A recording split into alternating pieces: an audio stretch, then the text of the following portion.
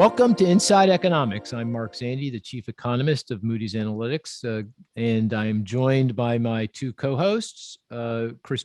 Cris is, of course, the deputy chief economist. Hello, Cris. Hey, Mark. You look like you're in an atypical venue. You've got a bunch of doors behind you. Is that typical? I usually see like your child's pictures and paintings, and not today. I'm at home in the attic. The boy is at home today because of a COVID outbreak at his school. So. Oh, I see. Is he's safe and sound though? He's safe and yeah. One of his classmates. So, but significant ripple effects, right? All the parents got a notice early this morning that class is canceled for today. So they shut down the school. They shut down not the entire school. No, his classroom. Okay. Oh, his classroom. Oh, that's interesting. That's their protocol. Right? COVID response. Yeah, interesting. And you'll go back to school. He'll go back to school tomorrow, or you don't know? I guess. Well, tomorrow's Saturday. So. Oh, that's right. Well, Monday's a holiday. I work every single day, Cris. So it's all Friday. I know. Yeah. But the preschools don't. So. Yeah, that's a good point. Good point. Very good. Very good. So Monday's a holiday. Tuesday we'll see. That's right. Monday's Martin Luther King Day, right? Correct. Yeah, that's right. Yep. And we got Ryan Sweet. Ryan's director of real-time economics, and I was chatting with you earlier this week. It was Dante whose child was at home. Did you have a disruption too due to COVID, Ryan? Did your kids? No, so far so good. Yeah, we've been good. And you are safe and sound. Oh no, your wife got sick with COVID. My wife got it from her office. It's a very small veterinary hospital, so it just spread like wildfire. So. We had to go through quarantining and everything. So, but everyone's good now. No one else in the house got it. Everyone's good. That's great. Good. And speaking we have a special of new venues. Pardon me? Speaking of new venues, somebody decided to flee Philadelphia because they can't handle the cold. Yeah, I know. On Saturday, this past week ago now, almost it's hard to believe, but my wife and I and our two dogs got into our car 3:30 in the morning and drove all the way to Florida, 16-hour drive. And you'll be proud of me. I did it by myself. Not that my wife isn't a good driver. I get very tense though when she's driving. So, and we made it all the way down. I tell you, Ryan, I could be, if I wasn't an economist, I could be a trucker. No problem. Really. Mm-hmm. I love it. I love the tunes. I listened to 3 of our podcasts on the way. Might make more money. You might make more money trucking then. Exactly. Yeah.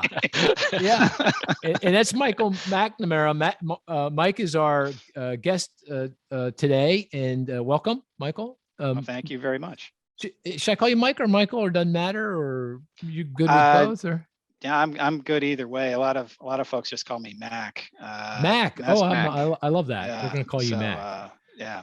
And Mac comes to us from MasterCard, and Mac and I've never called you Mac, but you and I have known each other for probably a decade or so, maybe even longer than that. Yeah, it's probably a little longer than that at this point. Yeah.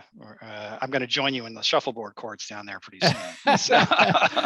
Yeah, I get it why people come down here in the winter, though. I tell you, it's pretty nice. And of course, I'm able to I did it last winter, in this winter because of we're all kind of sheltering in place. I had a whole set of travel. I don't know about you, Mac, but I had a whole set of travel planned for January and February, and everything has gotten canceled except for events in Florida. Go figure. I got a couple of data points that might be interesting about that. We can talk about that a little later about how retail sales are performing north versus south. Oh, that would be interesting. That would be very interesting. But I think I get the Iron Man award because I moved from New York. It wasn't cold enough there, so I moved up to Boston.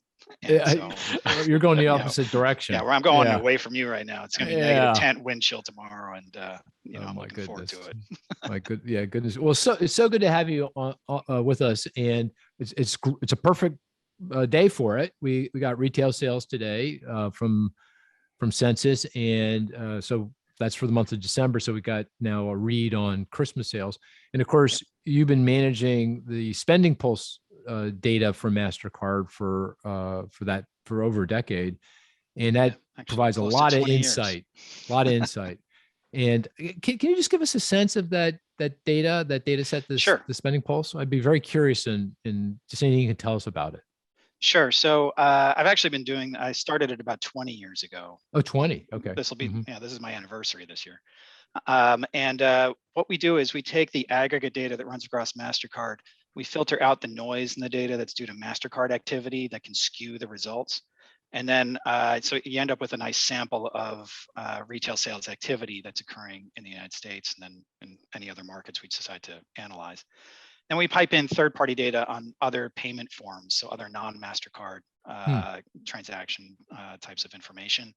The aggregate is what we report. So anything that's a spending pulse number is our estimate for total sales across what we say all payment forms. It's not a credit card number. It's not a MasterCard number. It's actually our estimate for total retail sales. Got it. Oh, I got it. Oh, so you're using the MasterCard data, but other data sources, you bring it together and you come up with an estimate of what you think the total pie is then. Exactly. And then and we're able to do it. So we're able to slice and dice it a whole bunch of different ways. So, that's what I was talking about, north, south, different markets and channels and sectors. So we can dig into that if you want throughout the call. Oh, no, absolutely. We're going to, because of of course, we're going to talk about retail sales and other statistics and play our statistics game, which I'll describe in a minute. But then we want to dig deep into the consumer, how are things going? Again, apropos because of the holiday sales. And of course, a lot of debate about Omicron and what kind of impact that's having. So how timely is your data? Do you get data weekly, daily? Are you looking at it real time? We're able to see every day. And then there are rolling updates that occur typically in many of our systems. We have a major update once a week. I'm able to see things behind the scenes, so I'm able to see things a little bit more frequently than that. But it's typically a weekly update, but you can see daily detail. And it's actually pretty cool. If we had a graphics kind of thing, maybe at some point I could show you. You can actually watch the retail economy almost like a weather map now, where you can see a storm move across the country. I call it animating the economy. And it really opens up some interesting analytic doors that really we weren't able to do before because we didn't either have the data or the technology. But now that you have the combination of both, a whole new world of analysis that we're able to do. Cool. When you say kind of like tracking weather, is it because of the virus, because of the pandemic? You can see the pandemic effects in different parts of the country. Is it broader than that? Oh, okay. Well, we can actually see we have this new capability that we've been developing that allows us to study different types of events. So we have what we call scheduled structured events, things like the football games this weekend, or the NCAA tournament, that kind of stuff, or concert. And then we have what we call unscheduled, unstructured events, weather, COVID. To some extent, some of the stimulus activity would probably be more unscheduled, unstructured, because you didn't anticipate it ahead of time. So it really opens up doors, and you can quantify the impact of things. So if a hurricane comes up the coast, we can actually put a dollar value on retail sales on what that did. Wow. It was kind of some fun stuff. I was looking at some concerts, Taylor Swift versus BTS. Does anybody know who BTS is? I do not. No. Is that a rapper or? No, Mark is actually probably K-pop, not. He's not telling the truth. It's K-pop. Yes. It's K-pop. Probably K-pop. the most famous band in the world. But they is both this the Korean band? The Korean band? Yeah. Right. Yeah. Yeah. That was a good. I don't have young kids in my house, so I'm cut off from all that stuff. You listen to it all the way down to Florida. Oh yeah, he probably pulled over a couple times. True. Danced, so, but it's cool. You can actually contrast and compare. Like, what is a Red Sox game worth to the immediate local economy around Fenway on a Wednesday versus a Saturday? Or, like I was saying, you can compare what does a Pearl Jam concert bring in versus a Taylor Swift. That is so cool. It's really just scratching the surface of kind of new things that we can do. If I tell you, Mac, if I had that data, I don't think I'd get any work done. I'd be looking at it all day long. It sounds so cool. No, well, you can tell I didn't shave today. So. Yes, there you go. There you go. Yeah, that is really very cool. Okay, well, we'll come back to that. Well, we got two big economic releases this week. We had retail sales today. We're talking on Friday. And the other was CPI, consumer price inflation. There's a lot of other stuff that came out too, but those are the two biggies. Maybe Ryan, you want to give us a sense of both those surveys? And I know I'm guessing some of us may have picked statistics from those surveys for the game. So I won't ask you to go too deep, but you want to just give us a general sense of what your take is on both those surveys? And I'll do it without giving you any numbers because I don't want to take anybody's number for the game. Okay. But starting with the CPI, okay. I think that the takeaway is it was another hot month of inflation, but the worst is likely behind us. So I think in our forecast, we have inflation peaking right about now, and it's going to start to decelerate because, supply chain issues should start getting resolved a little bit over time. And energy prices, they're bouncing around again, but overall, just between supply chain stress and energy, that's adding about 4 percentage points to, well, I said I wasn't going to use numbers, but I used a number. That's a good number. Yeah. So more than half of the inflation that we've seen is because of those two areas, supply chains and energy. So CPI inflation, just to make that clearer, I'm going to use another number. CPI inflation year over year, and CPI is consumer price index inflation, 7% on the nose year over year through December. And you're saying of that 7%, 4 percentage points is related to energy, higher oil prices, natural gas prices, and higher prices for goods that have been disrupted because of supply chain issues. Yes, I think vehicles are the poster child. Yeah, right. Used car prices in particular, but audio equipment, other things like that that are electronics are being disrupted by the supply chains. That's adding a lot to inflation. Got it. So other way of thinking, no energy effects, which related to the pandemic, no supply chain effects, obviously related to the pandemic, inflation would be 3%. So we wouldn't even be probably talking about it. No. Yeah. Okay. And that's probably where we're headed by the end of the year, is probably closer to 3% than closer to where we are now. Yep. Okay. Anything else on the CPI that you want to bring up? No, I think that okay. Well, the one thing on the CPI that is there's a bunch of things that are making me nervous. One is around rents, and we talked a little bit about that on the last podcast. What happened with rent growth? Rent, the rent of shelter CPI. What did that look like? From month to month, they're really sticky. So when you forecast the CPI and you do the bottom up approach, rents are usually what they were in the prior month, and it was again 0.4%. Whether you're looking at tenants or owners equivalent rent, that's going to pick back up. I think we talked about it last week that there's this lagged effect between some of the alternative data on rents. If you look at Zillow, they've been growing really, really quickly. That's going to show up in the CPI this summer. Got it. So we'll have goods inflation coming down, and then we'll have some services inflation accelerating. But on net, we're going to see overall inflation begin to moderate.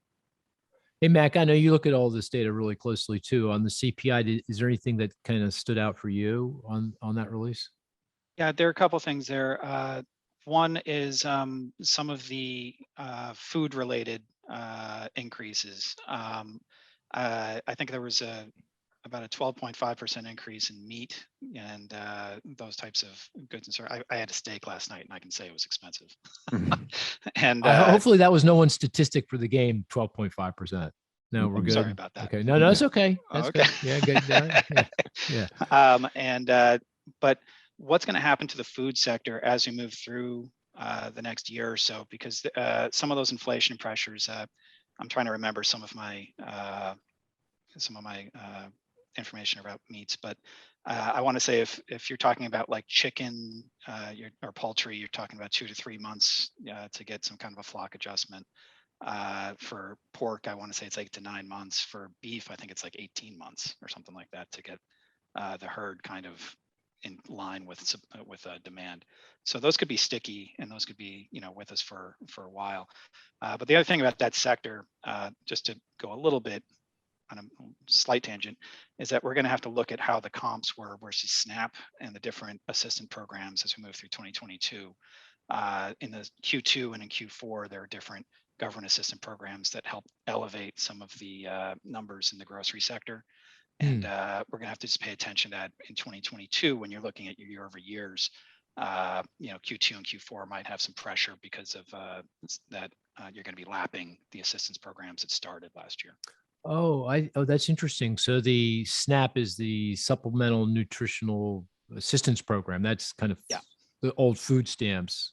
Yeah, if you talk to any of the grocery folks, or anybody that produces food, that's usually top of mind, as they want to know what's going on with those assistance programs. And you're saying there was big subsidies provided as part of the American Rescue Plan, for example, and that lowered measure price? Well, what it actually, I think it amplified demand to a degree. Demand. Okay. Yeah. Okay. And so when you're going through this year, you're going to start to lap those programs. So some of your year-over-year growth rates in sales could be impacted by some of those. Lower. They'll be lower. Yeah. Lower. Q2 and Q2 and Q4. Q4. Got it. Yeah, for sure. Yeah. And that's another point about inflation. When Ryan says it's going to be 3% at the end of this year, more than half of what it is now. Part of that is also just these base effects, so-called base effects, right? Because you're comparing against, right now, 7% is being compared against December of 2020, when we were in a very different world and businesses were cutting prices in many industries. But in December of 2022, we're going to be on the backside of these base effects, and that will allow inflation to come down as well. But that's kind of what you're saying. Okay. So Ryan, back to you. Retail sales, that gives a sense of those numbers. They were, no, sir. Actually, I should hand it to you, right? Because we were going back and forth last night, the three of us on email, and Ryan was saying it's going to be down 1.9%. Retail sales are going to be down there. I see the hand from the clapping hand from Cris. You got it. You nailed it, I think, right? It was down 1.9%. I was thinking it was going to be I was down 1%, but directionally. I gave you too much credit. I thought too much credit. Okay. So give us a sense of that report. You can ignore it. The decline is. See, Mark hates it when I say ignore things, but it's misleading. Mac, if you ignore everything Ryan tells you to ignore, I'm not sure I should be paying attention to at this point. I was just laughing. I was laughing because you were giving him kudos for hitting it, or he did a great job, way better than consensus in predicting that number. And then he's like, "Nah, don't pay attention to that." Oh yeah, that's right. Why I say that is that it's not a correct view of the consumer right now. The consumer is in much better shape than retail sales would otherwise imply. And the reason is that in December, the seasonal adjustment factors are just brutal. And we pull forward some, spending for the holidays into October and November. So we're getting set up for a dud of a December report. This isn't going to be the norm. I think spending will bounce back in the first quarter, particularly as the Omicron variant starts to subside. You're going to see spending firm. I completely agree with what Ryan was his evaluation is. You do kind of want to throw this seasonally adjusted month-to-month number out. It'll give you a head fake, if anything. The overall consumer spending environment has been good through the holiday season overall. We did have a front-loaded season this year that pulled some sales forward. But if you look at the spending pulse data, our retail contacts, everyone would be in harmony, saying that it was a good holiday season, if not a very good holiday season. And I'm sure no one's going to use this number, but if you remove the seasonal adjustment, so the non-seasonally adjusted data, so the month-to-month change in December was 10% up. So positive 10%. Yep. Last December it was 12%. And the year before that, it was 10.4%. So we're not, noticeably out of line. I think that seasonally adjusted 1.9% decline. Most of it was just these seasonal adjustment factors crushed it. Now, when when people talk about holiday sales growth, there are different ways of of defining that. I typically define it as take November and December for retail sales, exclude purchases of cars, exclude purchases of gasoline. And I think most people also exclude restaurant sales because they're not a holiday. And then you look at the year over year growth in that. Do you know what that is, Ryan? Off the top of your head, what that number was? I don't. It was. I think it was a record number. Record number, yep. Well into the double digit kind of. It was definitely double digit. Yep. Yeah. Mac, do you know that number by any chance? I don't know the exact number that census came out with, but it was double digits. I want to say like low teens. Low teens, 13, 14%, something like that. And if you look at some of the holiday related sectors, like say clothing, you're looking at, I think census had about 29%. Sorry, I'm using numbers that you guys, I don't think I'm stealing any numbers. No, you're right. No. But some of the holiday sectors, if you take like clothing, it was up like 29%. We had it up even higher than that. So depending on how you define your sectors, you can get very different numbers for how the holiday season performed based on your definition on sectors and time. If you're only like, I think when we first report in the media, we usually do it right at Christmas so that we'll do a 54-day period from November 1st through December 24. But now that you have full month of December, look at November and December, combine the two, and that'll be a better read for how the holiday season performed. Now, of course, some of that strong growth is inflation, right? So we had 7% consumer price inflation. I suspect for retail goods, which is what mostly is in holiday sales, that could be even higher than that, or the inflation. So if I look at kind of real holiday sales growth, meaning after inflation, it's not double digit, but it's still strong. 3, 4, 5%, something like that. Yeah. Okay. Yeah, I want to say National Retail Federation said about half of the growth came from inflation. In terms of and how they're defining it in their estimates. Right. And my sense of it is that if this, even on a real basis, this may end up being the best holiday season on record in terms of growth compared to the previous holiday season. In the 20 years I've been doing it, this would be the highest growth rate season we've ever had. I want to go back. We had a couple of seasons that were they were bouncing off of low bases though. I want to say like maybe 2009 or 10, maybe the financial crisis. Yeah, like coming out of the financial crisis, then coming out of the internet kind of bubble. You had a couple of years that got above 7, but we've never had anything above that.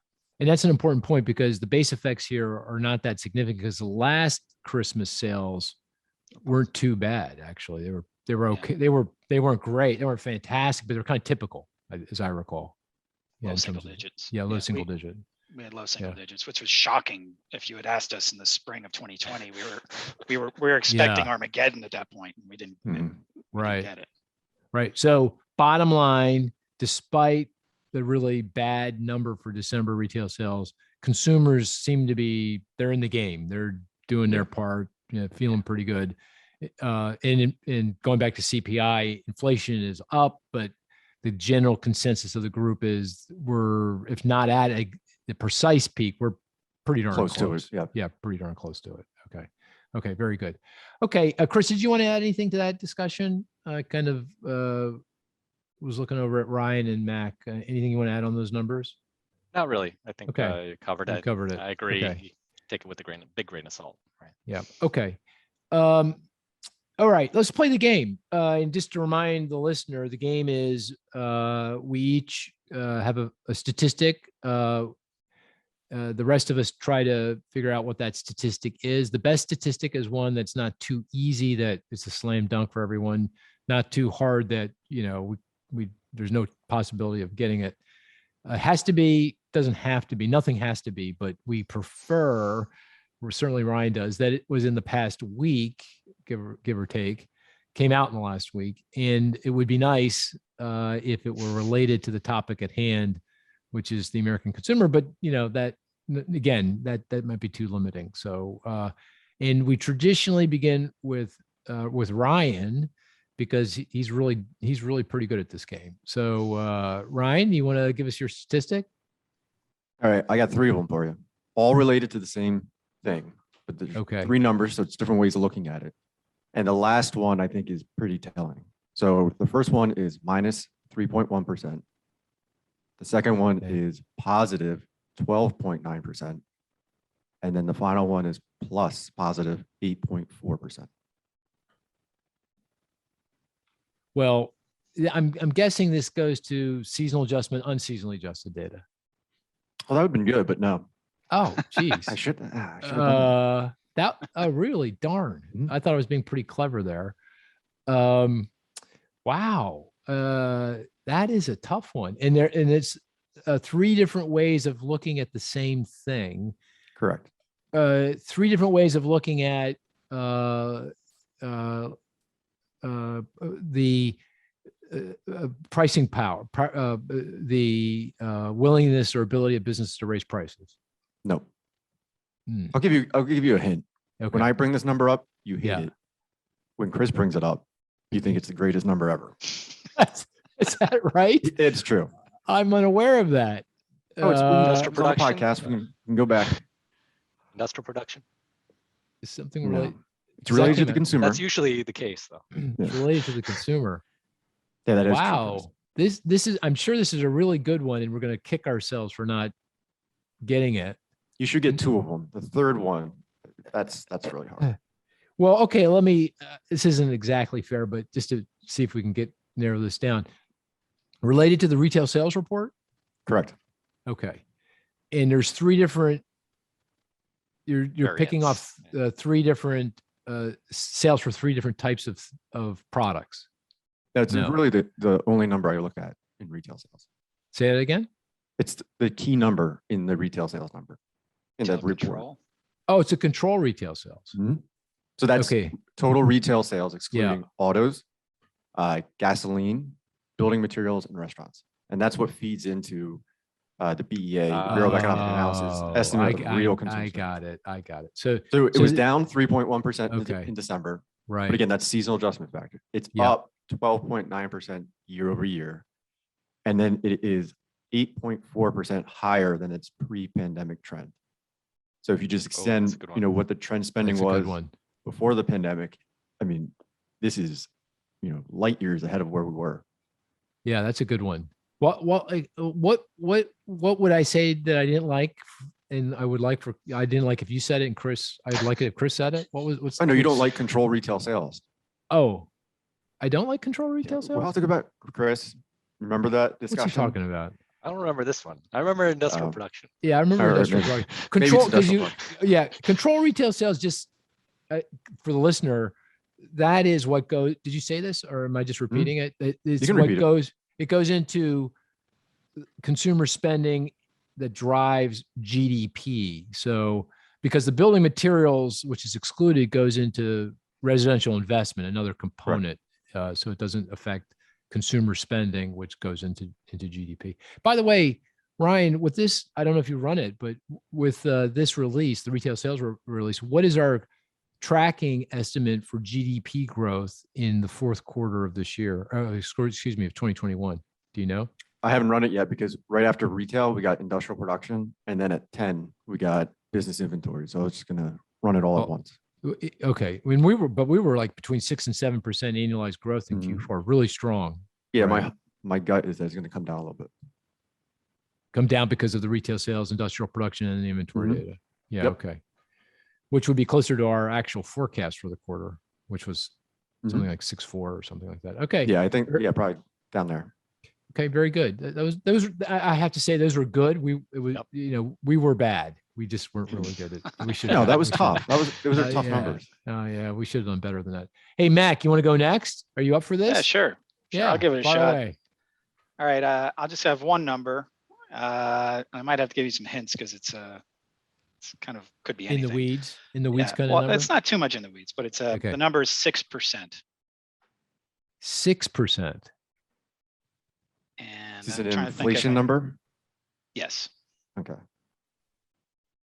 Well, you were talking about food prices, but that was up like 6.3%, I think, year over year. Or is it a component of CPI, or is it? No, it's part of CPI. It's part of CPI. It's a subordinate number that they break out. Okay, so it's it's the highest number. Goods prices, inflation for goods. It's the largest increase since 1982. Is this the CPI X energy? Again, you're in the ballpark. Close. But, just go down a little bit further. And X energy, it would be. It's not the core. It wasn't core. Yeah, the core was 5.5, wasn't it? 5.5. Yeah. Yeah. Well, I'll give you a hint. Yeah. I consumed it last night and it was delicious. Steak prices? Very, very close. It's a food away from home. Oh, okay. Oh, food away from restaurants. restaurants. Yeah, restaurants. Oh, okay. They were up 6%. Largest increase since 1982. And they had a couple things here that were kind of interesting. Limited service meals up 8% versus a year ago. Full service up 6.6. And then the thing that's kind of messing it up, though, in aggregate is employee sites and schools were down 49.3% because there were so many free lunch programs going on. Oh, interesting. That is interesting. So, yeah. I don't know why we're not at lunchtime yet, but I guess I have food on my head. Yeah. Right now. So. Oh, of course, when you say the fastest pace of increase since 1982, that applies to almost everything. Everything. Doesn't Pretty it? Yeah. That's no big deal. Yeah, that's it's very. It is pretty amazing, though. Yeah. Yeah. All right. Okay. Very good. That was good. That was a good one. That was a good one. That was a good. We fell down on the job here. We should have done better with that. Hey, Cris, you're up. All right. I'll give you a softball. 23.4. Softball. Now, Mac, you should know this. It's all about housing for Cris. Yeah. So just a hint, it's going to be, unless he's going to give us a head fake this week. Nah, he's got a smile on his face, so I don't know. Okay. 23.4. 23.4%. Year over year? Year over year. No, annualized. Oh, annualized. Annualized month to month, annualized quarter to quarter. Annualized month to month.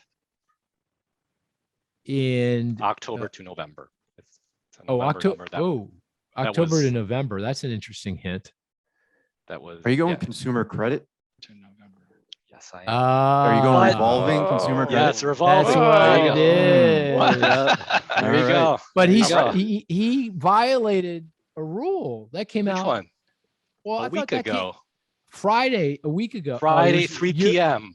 3 p.m. Oh, right? Really stretching it in. That's tricky. Our last podcast came out before that, right? So, that's true. No, that's a good point. So, that's a good point. So explain to the listener what this. We're acting like everyone knows what this is, but no, what they go. What the heck are you talking about? Yeah, so tell them what you're talking about. Yeah, it's revolving credit. So credit cards, retail cards, right? Other revolving accounts. It's a Federal Reserve number. Comes in their G19 release. It's measuring the change in those balances from the month of October to November. So it was a $20 billion gain, which is significant, large. And then on a percentage basis, 23.4% is also the largest 1 month annualized gain since 1998, right? So consumers are taking out more credit card debt. Certainly the pace of growth is there. However, one caveat is that the level of credit card balances is actually still below what they were prior to the pandemic. So things are growing, consumers are coming back, maybe because of gasoline prices or travel is opening up again. But they're not. The levels of debt aren't quite back up to those pre-pandemic levels. Cris, I'm kind of curious what you think about. It's basically how consumers are funding their purchases going forward. Are they burning down savings and now starting to relever? Is that kind of a hypothesis that you have there? I think it depends on the demographic, right? Yeah. So you know that excess savings, and I think we might get into this later on. Their excess savings are up certainly, but those tend to be concentrated in the higher income households. So I think though that higher income group is increasing balances because they're traveling more, they're commuting more, driving more, so they're driving to Florida, so they have to buy more gas and tend to do that on their cars. But then on the other end of the spectrum, you have the lower income, which, to your point, I think are funding their purchases, right? Their savings cushions are actually whittling down here, so they maybe accessing that credit in order to fund purchases that they otherwise can't. What was it? There was that study that the Chicago Fed did. This is back in 2020, when the stimulus payments were coming out. How long did it take for the consumer to allocate those funds? And this is a year and a half ago, so I'm going back in time, but I want to say within about 4 to 5 weeks, they basically had allocated almost all the funds that they had received between savings, paying down bills, and actual spending, retail sales. And I want to say about 30% of it is what they estimated. They went back into retail immediately. So that's what I recall. Yeah, about a third. Powder. Yeah. Yeah. Hey guys, that's just my dog somewhere in the background. So just ignore. And if he starts losing his mind, I'll let you guys talk and I'll go solve that problem. But I'm on my own. My wife has gone somewhere. So apologize for that. Hey, Cris, we though get data from Equifax, the credit bureau. So we have another month of data. And of course, I'm sure you do too, Mac. You have another month of data. So this Fed data goes through November. What happened in December? Did you happen to look at that? The December data? Did it show another big increase in credit? In the Equifax data, it did. It did. Okay. Quite substantially, yeah. So I think that continues to point to some of these trends I just mentioned. But yeah, we're not, again, levels of debt aren't back up to pre-pandemic levels, but we're moving in that direction. Yeah, so consumers, households are now going back to their cards and borrowing or using their cards. Going back to your point about transactions demand, it's just there's more transactions, so there's going to be more that ends up on the card in a given month. But it's coming back fast, but it's still, as of December, it's still below its pre-pandemic level. So that's right. Okay, so debt levels are still very, very low. Yeah, that's right. That's right. Yeah. But okay, if this trend continues, it won't take long. It's kind of a return to normal. How long will it take to get there? Yeah. I mean, if you look at overall household credit growth, and you can do that with the Equifax data too, the credit bureau data, that still feels like, I think year over year through December, I was looking at through December, it's still 5-6%, right? So it's a little bit above income, not much above income. So it's still, no alarm bells would go off for any of this, right? I mean, it's more of a good thing than a bad thing. It means consumers are in the game and they're spending and they're doing their part. They're driving growth. Yeah, that's the total including mortgage as well, right? That includes mortgage, where we've seen a lot of. And we know mortgage has been growing rapidly, so that that I think mortgage was like 9%. So yeah, the other part is growing, but it's not at the alarm bell level quite yet, I would say. Yeah. Guys, is this dog a real nuisance? Should I go? No, you're good. You're all good with this. What's the dog's name? That's Cosmo. Cosmo's 15 years old and can barely see. So I don't know what's going on. Did you name the dog after Kramer in Seinfeld? Yeah. Well, my son did. My son did. He's a huge Seinfeld fan. Yeah. That's a great name. That's good. Yeah. The other one's George. Yeah. The other one's Gigi. Gigi. Gigi. I named her G. I came up with that one, Gigi. I like that one. Right. Anyway, I'll take credit for that. Okay, I'm going to give you mine. Ready? 88.6. Back to normal index. I knew it. Florida. I was going to guess the average speed on their way to Florida, but that was a good one. Pretty damn close. Actually, I mean, I was like hovering around 81, 82 the whole way down. Yeah. So I thought, because the speed limit's 70, I go, okay, 81, 82. I should be pretty. That's right on the edge.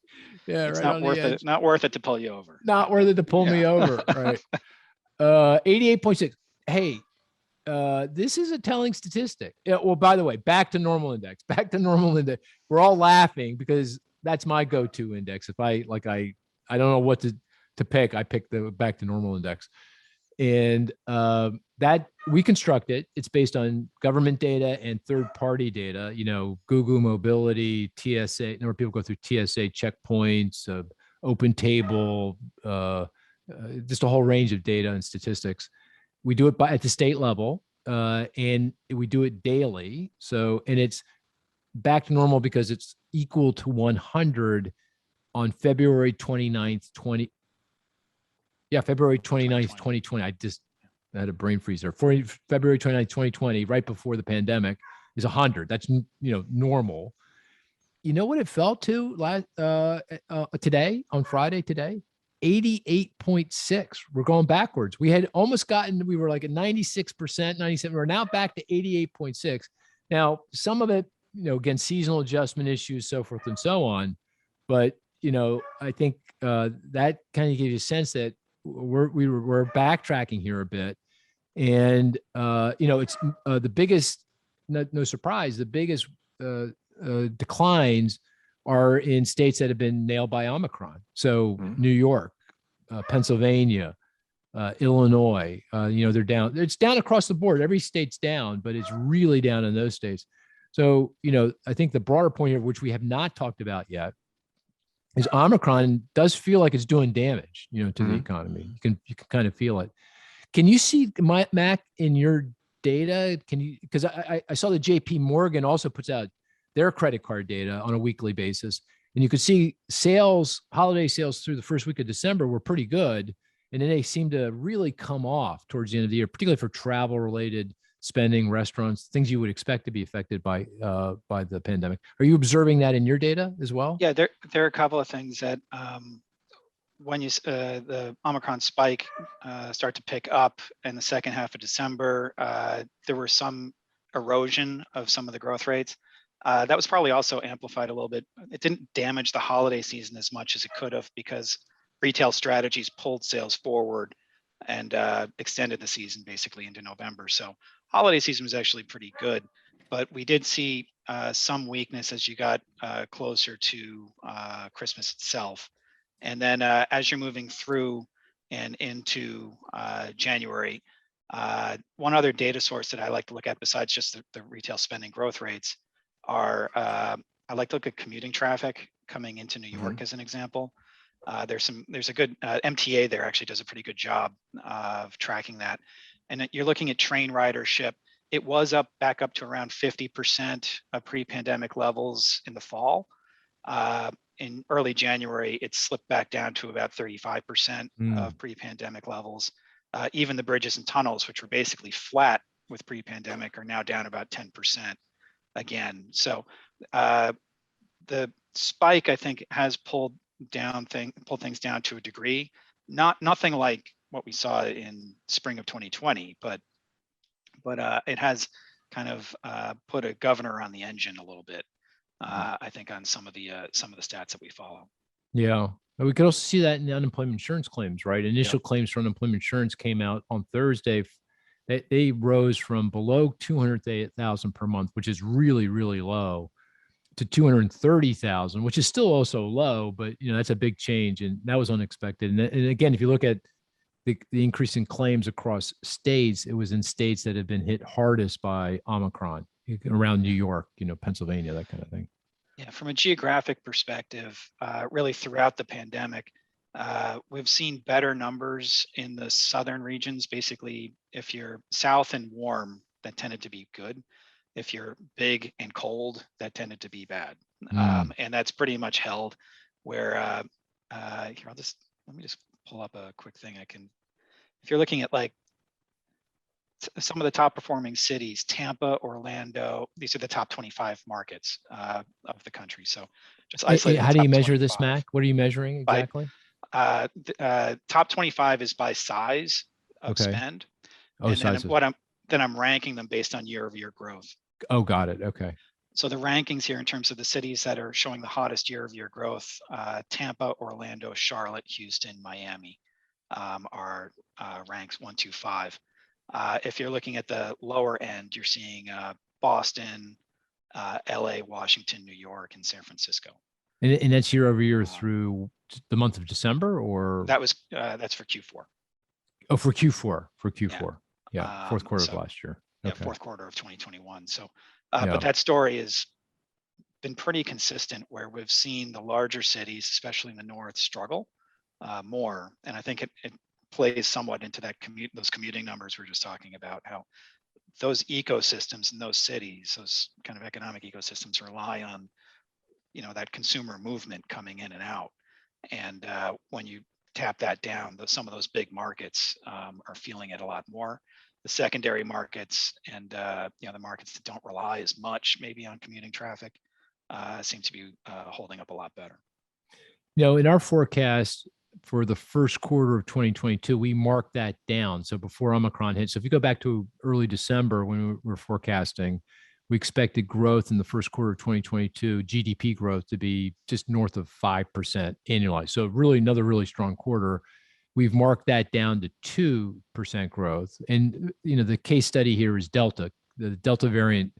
That's kind of what Delta did to third quarter 2021 GDP growth. It kind of shaved 3-4 percentage points annualized off of that growth. So we're using that as a benchmark here. Cris, Ryan, do you think that feels about right in the context of the data we're getting here?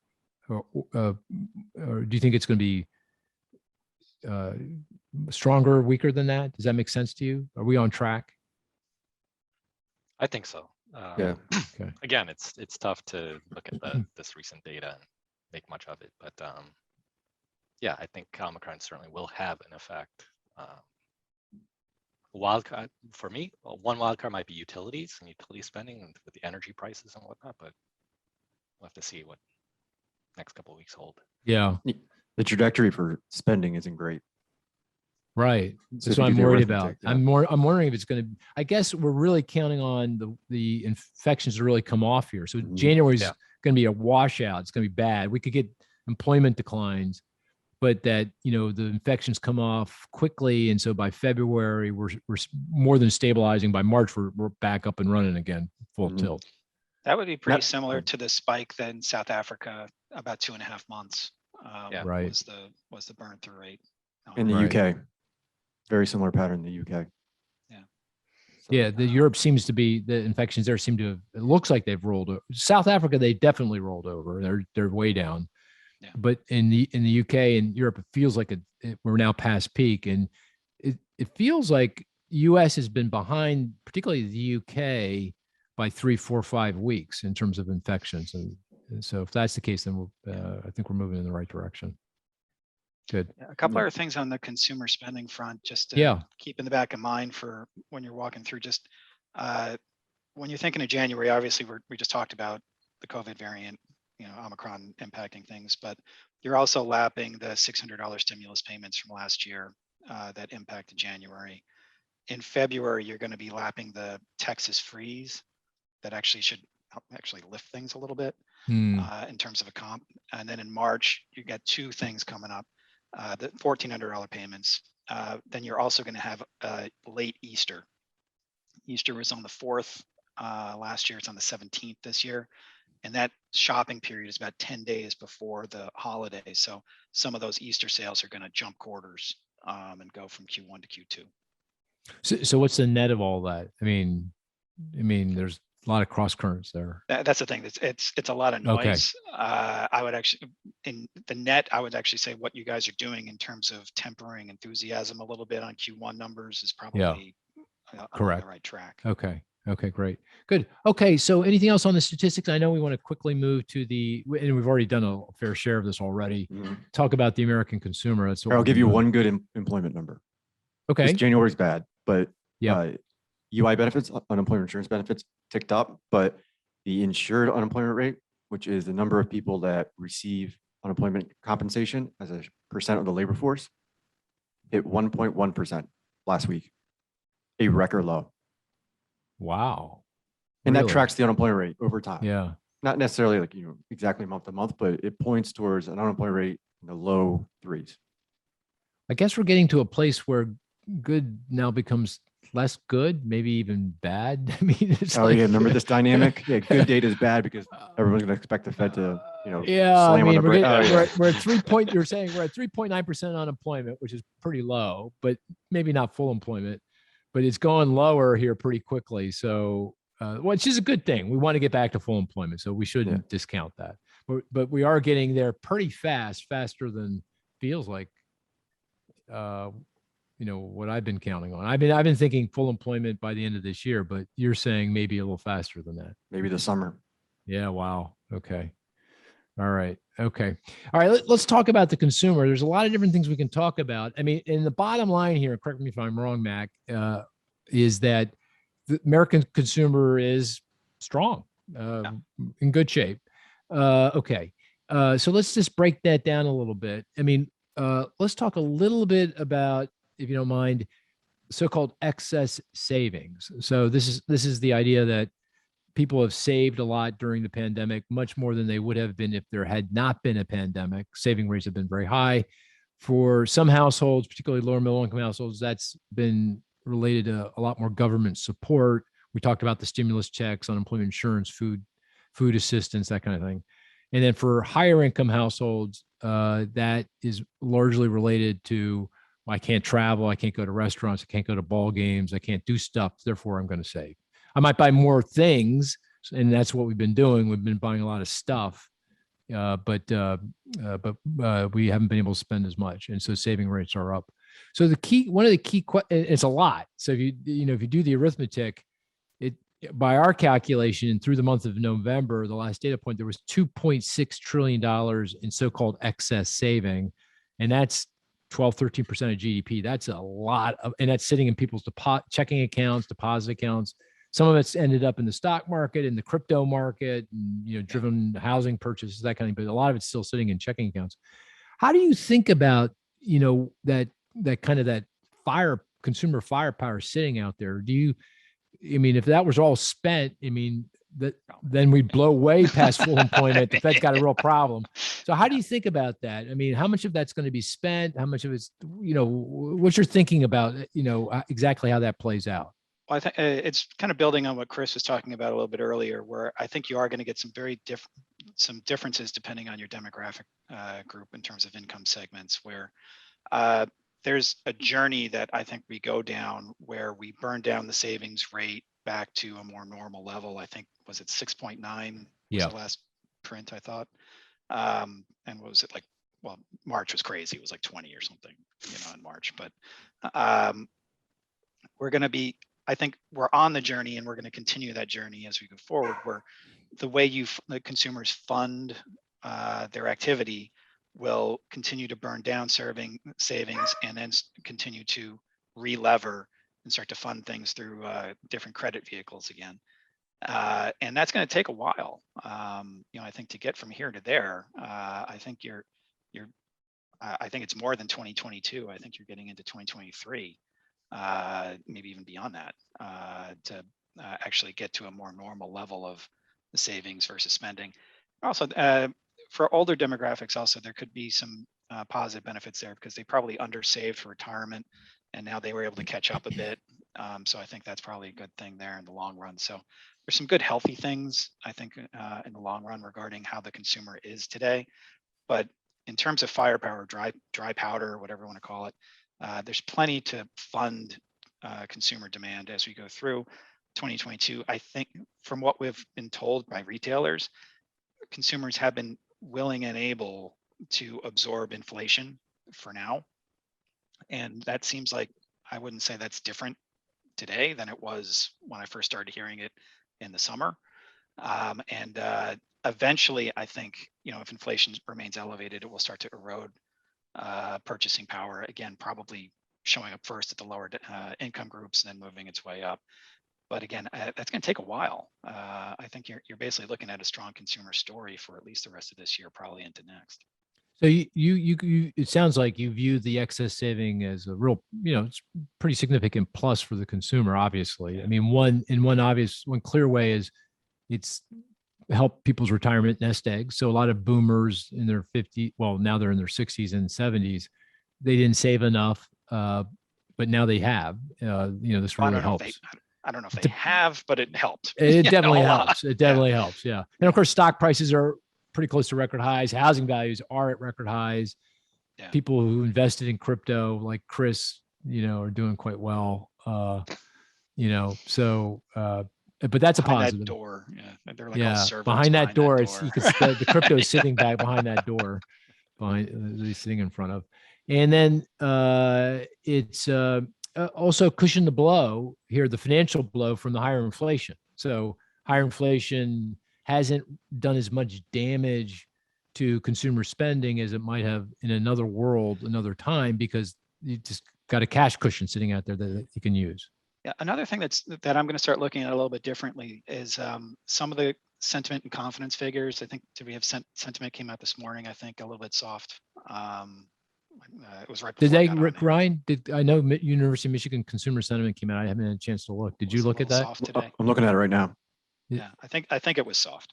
Yeah, it was. Okay. Now, that's been eroding a bit in the second half of 2021, but sometimes the way people answer those surveys aren't necessarily the way that they act.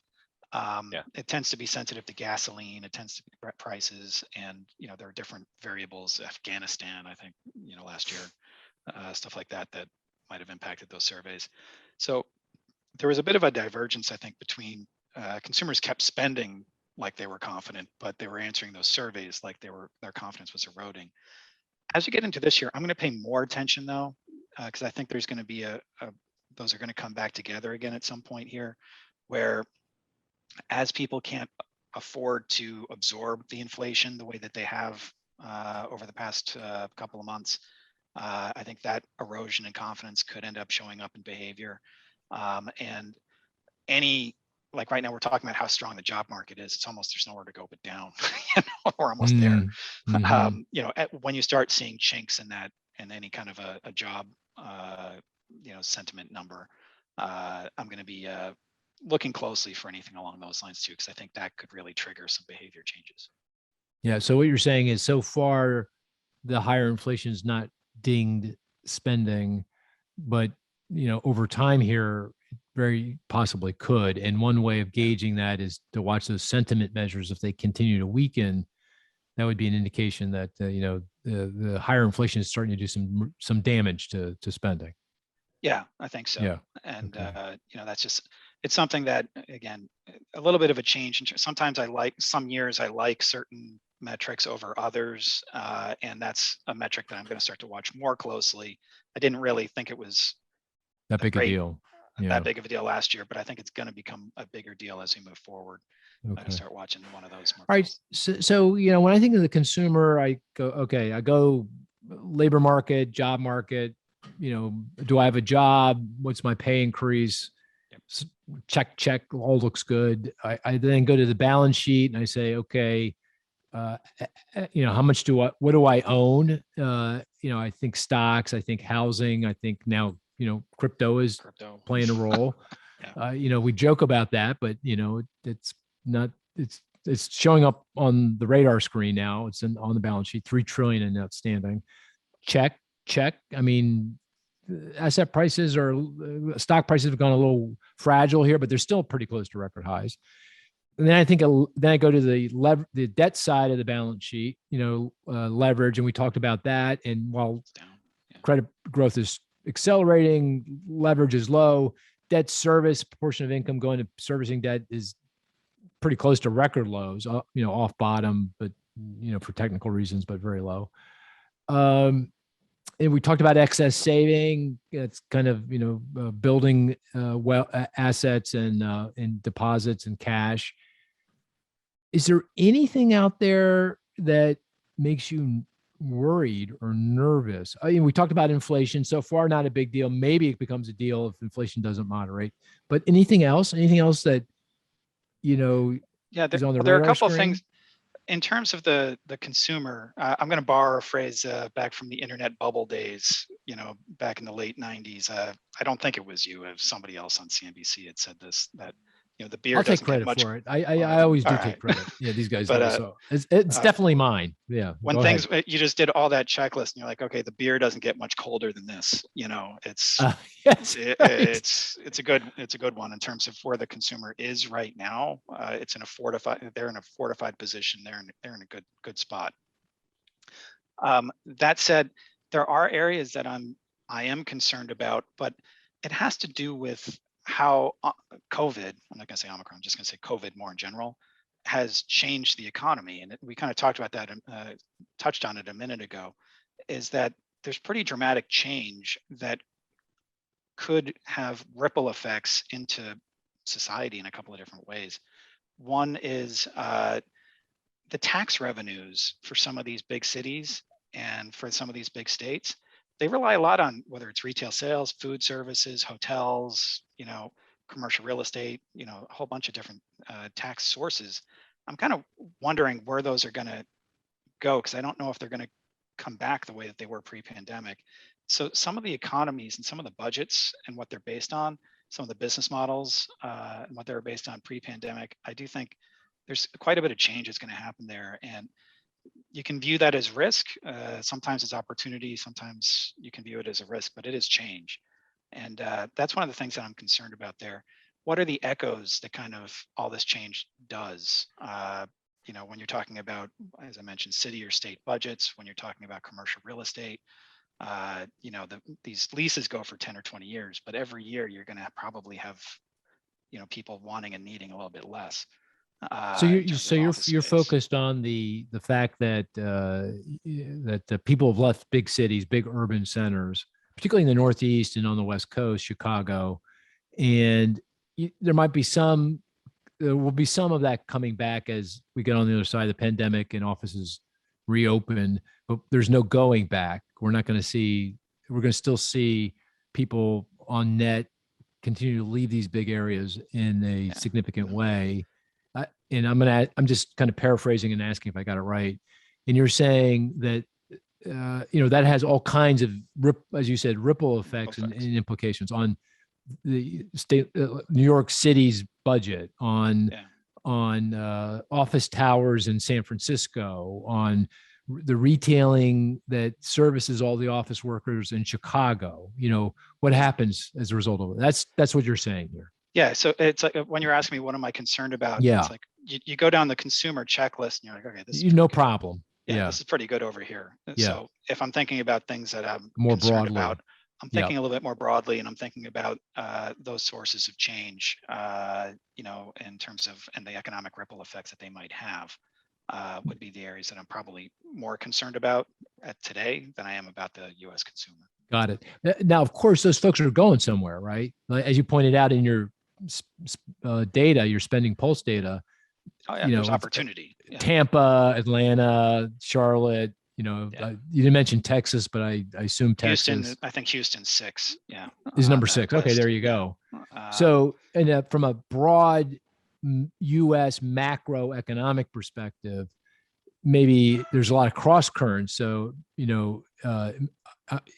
maybe the losers pull back more than the winners pull forward, and you get some net negative effect. But in a macro sense, it's not that big. Is it a big a deal? Or that's what I'm kind of saying, is that there's change which can be scary in some areas, but it can also be opportunities in others. Like even within the big cities, there are opportunities around the cities that didn't exist before. In terms of migration, and then there are bigger migrations, like you're talking about, in terms of people actually moving states, and the migration south. That's kind of more of a bigger macro thing. So there are lots of ripples and repercussions that could, impact a lot of areas of the economy that are based on COVID. That I think we'll start to get line of sight on as we get through these variants and things start to calm down and things start to migrate back to normal. There's going to be this new set of post-COVID issues that we're going to have to start to deal with. Yeah, I agree with you. Here's some data for you. We get a 10% sample of all the credit files in the country at a consumer level every month from Credit Bureau Equifax. It's anonymized, so we don't know who the folks are, but we know their address, so we can see address changes. in the 12 months through February of 2020, obviously the year ahead of the pandemic, I'm rounding. So, roughly, these are the numbers. Not quite 300,000 more people left urban centers for suburbs and exurbs than came into those urban centers. So even before the pandemic, these big urban cores were losing people on net to suburbs and exurbs. Yeah. And we have a definition for urban based on population density and that kind of thing.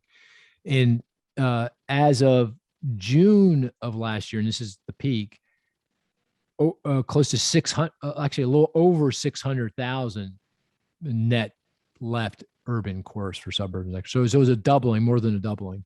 That's come back in a little bit. We just got data for December.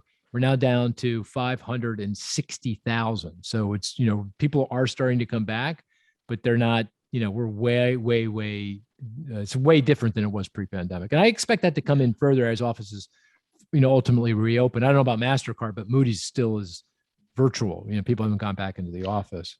Yeah. But, I think a lot of offices are going to kind of settle in around that 2 to 3 days a week, kind of hybrid thing.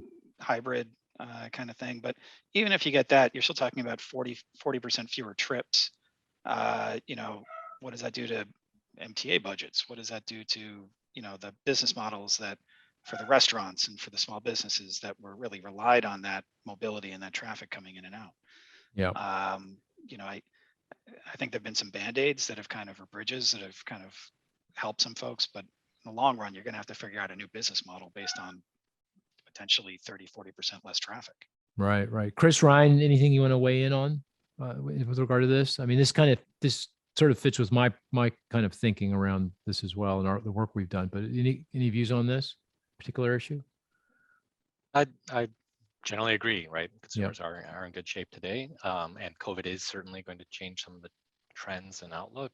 One thing I think about, though, or I'd caution against getting overly excited about it when it comes to the excess savings, are some changes in attitudes, right? So I do think there will be more precautionary saving going forward. If there are future pandemic waves, and we all know about it, we adjust to it, but that would suggest people should be, saving up in anticipation of job losses or delays or whatnot, and just scarring in general, right? This is a pretty dramatic event we've all been living through, and certainly I think that will cause some of particularly the younger generation, to be a little bit more cautious going forward. That would be my assumption. Yeah, makes sense. But, who knows, right?